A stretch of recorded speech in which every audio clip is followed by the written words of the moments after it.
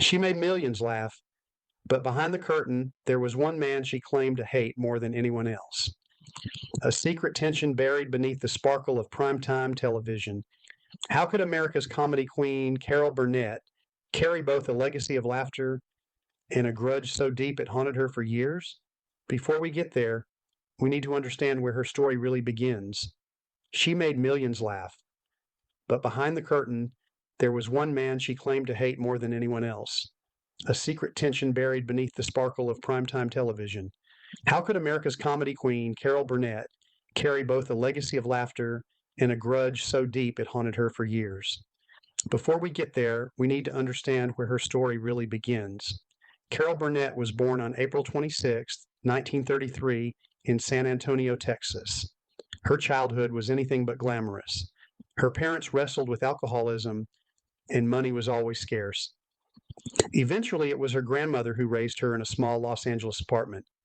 Life was hard, but out of those struggles came something extraordinary: Carol's imagination.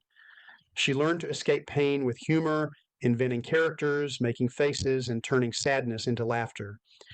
Even as a child, she discovered comedy could heal.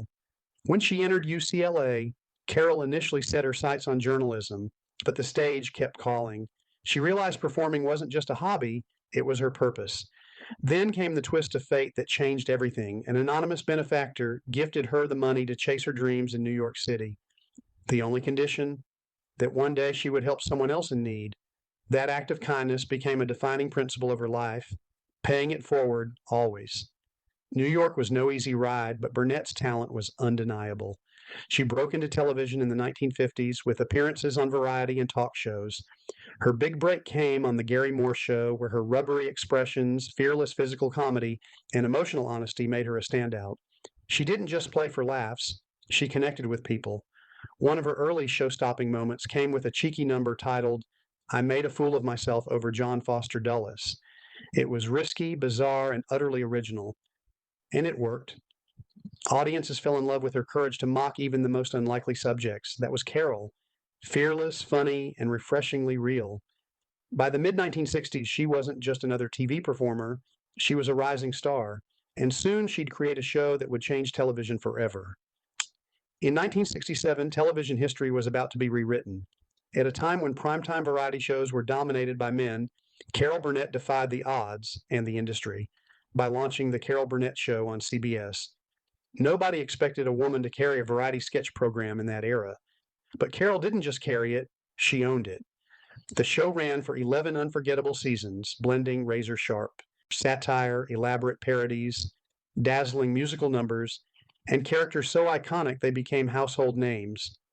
Audiences tuned in not just to laugh, but to see what Carol would dare to do next. Who could forget her hilariously awkward secretary, Mrs. Wiggins, or the perpetually frazzled Eunice in the family sketches? And then there was Went with the Wind, Carol sweeping down the stairs in a curtain rod gown that became one of the most legendary comedy moments in TV history. She wasn't afraid of looking foolish, and that vulnerability made her unstoppable. Her secret weapon, though, was chemistry. Surrounded by comedic powerhouses, Harvey Korman, Vicki Lawrence, Tim Conway, and Lyle Waggoner, Carol led an ensemble that could break each other and the audience into tears of laughter. The magic was unscripted as much as it was rehearsed. When Tim Conway riffed too long or Harvey Korman couldn't keep a straight face, Carol didn't cut away, she leaned in, letting viewers feel like part of the fun. And before every show began, Carol gave audiences something rare: honesty. She would walk on stage in an elegant gown, take questions directly from the crowd, and answer with warmth, wit, and personal stories. These moments weren't scripted, they were real. That intimacy made millions of viewers feel like she wasn't just a star on a screen, but a friend in their living room. The accolades piled up: Emmys, Golden Globes, even the Presidential Medal of Freedom. But more than awards, her impact was cultural. She showed women that they could not only break into comedy, but lead it. By the time the show wrapped in 1978, Carol Burnett wasn't just a comedian. She was a trailblazer, a household name, and a symbol of possibility. Behind the laughter, Carol Burnett's personal life was as layered and dramatic as any script she performed. Her marriages, her family, and her resilience through heartbreak revealed the woman behind the legend. Her first marriage came in 1955 to her college sweetheart, Don Soroyan. It seemed like the beginning of a bright chapter, but as Carol's career blossomed, their relationship unraveled. By 1962, the marriage ended, a reminder that the road to fame often leaves personal sacrifices in its wake. But destiny wasn't finished with her. The very next year, Carol married television producer Joe Hamilton. Their partnership was more than romantic. It was creative fire. Hamilton produced her breakthrough Carnegie Hall concert and later the Carol Burnett Show itself. Together, they built not just television history, but a family.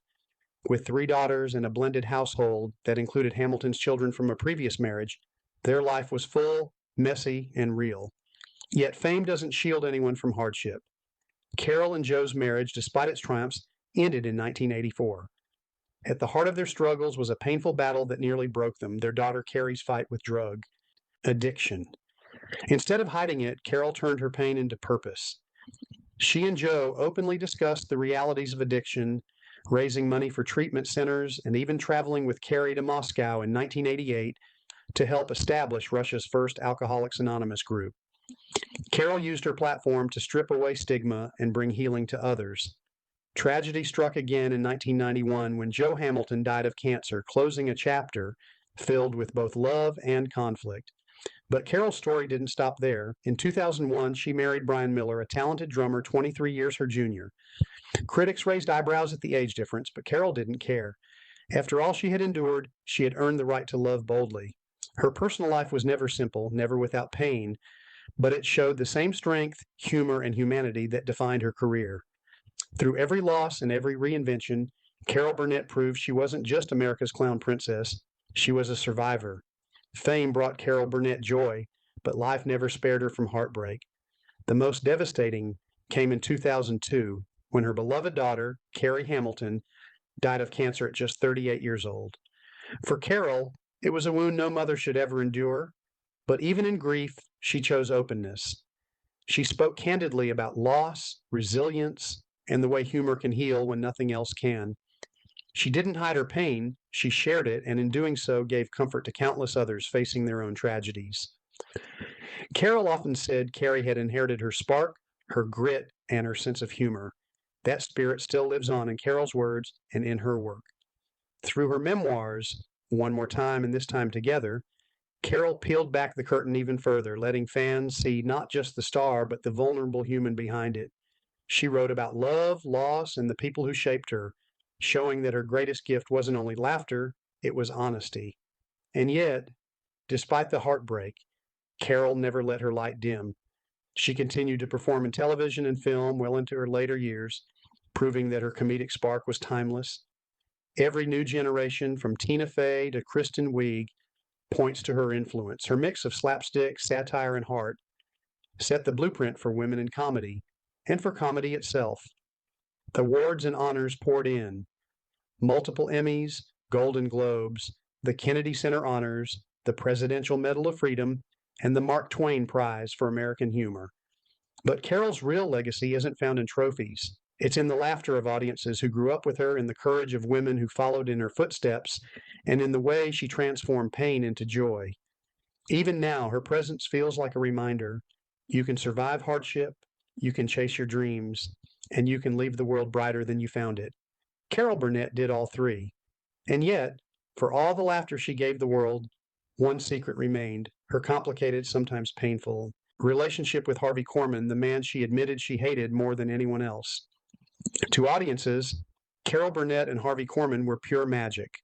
Their sketches on The Carol Burnett Show became some of the funniest, most iconic moments in television history. Their chemistry was electric, their timing flawless. But off stage, the truth was far messier. Carol later admitted something shocking. She hated Harvey Korman more than anyone she had ever worked with. This wasn't a fleeting irritation. It was a slow burn that built over years of collaboration. The problem wasn't his talent. Carol admired Harvey's genius. The problem was his temperament.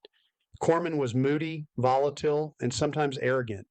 A small criticism could set him off, and his dark moods often spread through the cast like wildfire. For Carol, who had fought her way up from poverty, raised on resilience and gratitude, His erratic behavior was infuriating. She felt his unpredictability sabotaged the creative energy they needed to thrive. What stung most, though, was the lack of respect. Carol carried the weight of leading a male-dominated industry, yet at times she felt Corman dismissed her sacrifices or overshadowed her contributions. For someone as generous and nurturing as Carol, his coldness behind the scenes was a wound that never fully healed. Their private relationship never blossomed into true friendship, and the disconnect between their on-screen joy and off-screen tension only deepened her resentment. Still, Carol never let the audience see it. On stage, she laughed with Harvey, leaned into their chemistry, and created television gold.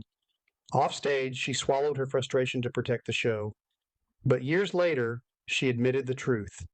There were times she could not stand him, times when the anger and disappointment boiled into outright hatred. Their relationship was proof that even the most dazzling partnerships can hide fractures. Behind the curtain of laughter was a clash of two strong, complicated personalities, and for Carol Burnett, the bitterness she carried toward Harvey Korman became one of the deepest scars of her career. It's a reminder that show business, no matter how glamorous, is still human, messy, painful, and real. And sometimes the people who make us laugh the hardest are the ones who carry the heaviest truths. Her ensemble cast, Harvey Korman, Vicki Lawrence, Tim Conway, and Lyle Waggoner, turned sketches into classics. Their chemistry was raw, unpredictable, and hilarious. When Tim Conway dragged a scene too long or Harvey Korman broke character, Carol leaned in, letting the audience share in the chaos. That authenticity made the show magical. And then there were her famous audience Q&A sessions. Each week she'd walk on stage in an evening gown, take questions from strangers, and answer with honesty, humor, and warmth.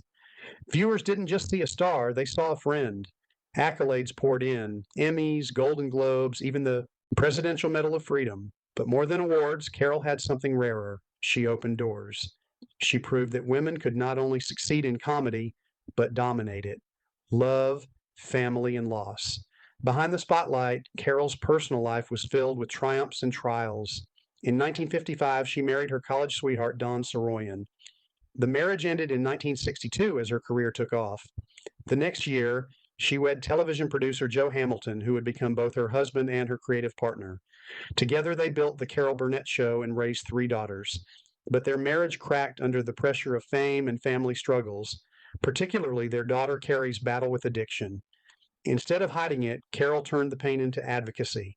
She spoke publicly about addiction, raised funds for treatment, and even traveled with Carrie to Moscow in 1988 to help launch Russia's first Alcoholics Anonymous group.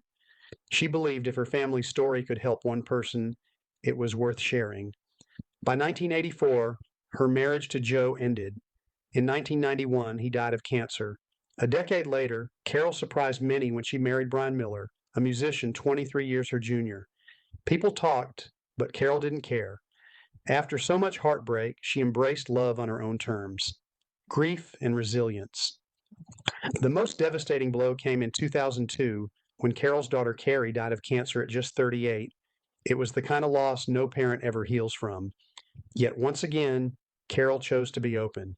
She spoke about grief, resilience, and the way humor can heal when nothing else can. Through memoirs like One More Time and This Time Together, she revealed her story with honesty and heart.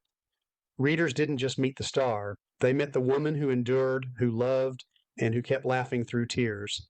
Awards continued to honor her: Kennedy Center Honors, the Mark Twain Prize, the Medal of Freedom. But her true legacy lived in the generations of comedians she inspired: Tina Fey, Amy Poehler, Kristen Wiig, women who all walked the path Carol carved, the Harvey Korman rift. And yet, even with all the laughter she gave the world, one secret followed her: Harvey Korman.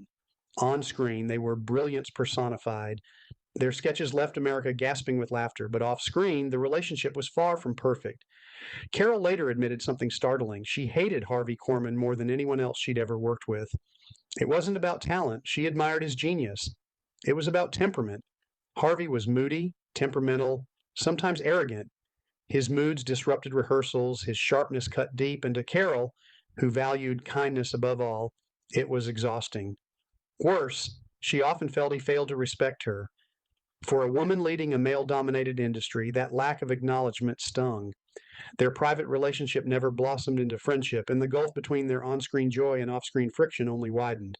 Still, Carol never let audiences see it.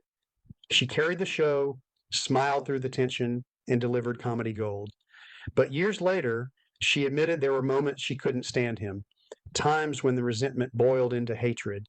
It was a reminder that even behind the brightest laughter, show business is still human, messy, painful, and real. And for Carol Burnett, the woman who taught America to laugh at itself, the hardest truth was this: sometimes the people who make us laugh the most are the ones who hurt us the deepest.